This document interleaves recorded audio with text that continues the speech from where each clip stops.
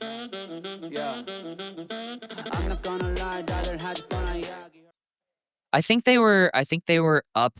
I think the Ranchers might have been up pretty big and then lost. Why don't we just, Google is a thing. Give me Yeah. 7 seconds and we'll figure out who won here. Yeah, and while you're doing that, we're talking about the Mad Drops. Um, I Jade and Hunter are a really good second team. Like Yeah. there's an elite level of second team mixed teams, and shockingly, all top four teams have, or in your power rankings, have those. So it's like, and even Brooklyn does for sure, right? Like, Yeah, so it's like, Brooklyn and even Columbus do, right? yeah, yeah, right. And so the that second mixed lineup, it really depends on the matchups that are given, I think, how that second lineup does, because some of those second lineups could beat a first lineup.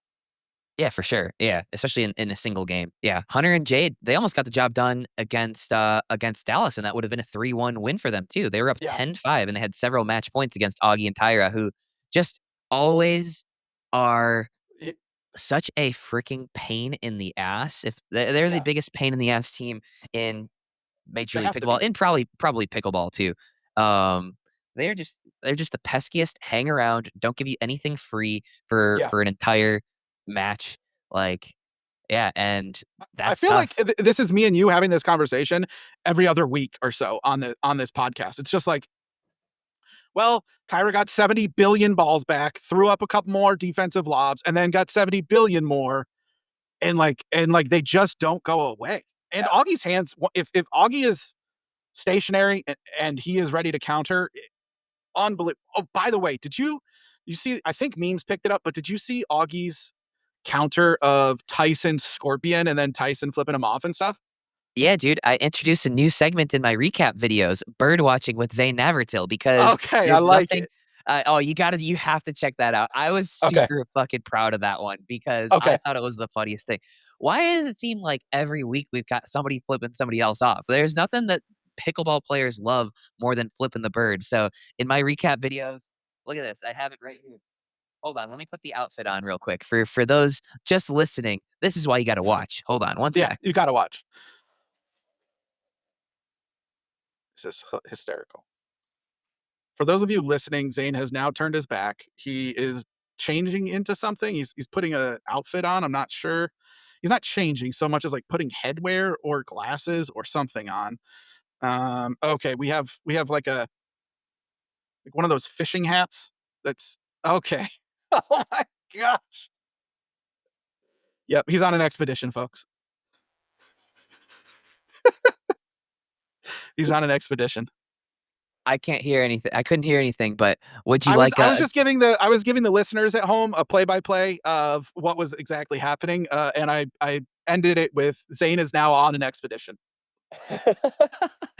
yeah, that's about right. So yeah, I rocked the bird watching with Zane Navertil because I swear, like, at least once a month somebody's flipping somebody else off. Yep. So I I will say the Tyson thing was super funny, and like it was genuinely like happy. I mean, obviously he's not happy to lose the point, but it was like, dude, that was so disgusting. He threw his paddle, he threw his hat, and then he flipped him off twice while like smiling at Augie.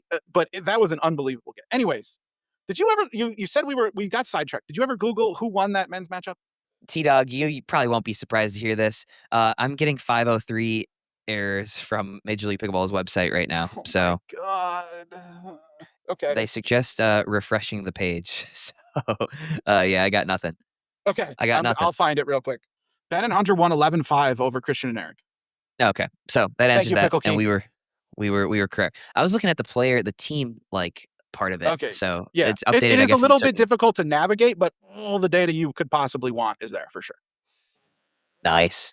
We also had, I mean, we had a couple of other electric matches. Like, let me ask you, have you how well did the audio come in for the 2020 points between the Mad Drops and the Fives? Like, because it was in person, it was deafening. Like, my ears were legitimately ringing afterwards, but you can only get so loud in Yeah. it, like, through a, through a stream or something like that. Like, did it come across? Was it as insane as it really was in person? I would say the level of noise was not like there's got to be I don't know anything like you and I are not sound engineers, but there's like a leveling off of like okay, we can't go higher than this type of thing on the Right. stream. But I will Sure, say like sure. you could easily tell like there was multiple what was there 3 times where Catherine served first, right? Yeah, she came in at 2020. Yeah, so Catherine served first.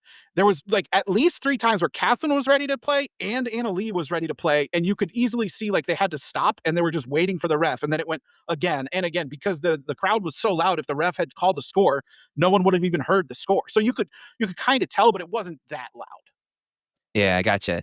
For like, I can't even it legitimately sounded like standing next to a jet engine. Like, Yeah, it was that it blows out any sporting event I have ever been to by a long shot. Because even NBA stadiums, there's more people, they're getting loud, like, all that stuff, but they're used to accommodating sound. yeah, This venue, very, like, echoey, very metallic, like, pretty, like, low ceiling, and everything just echoed around in there.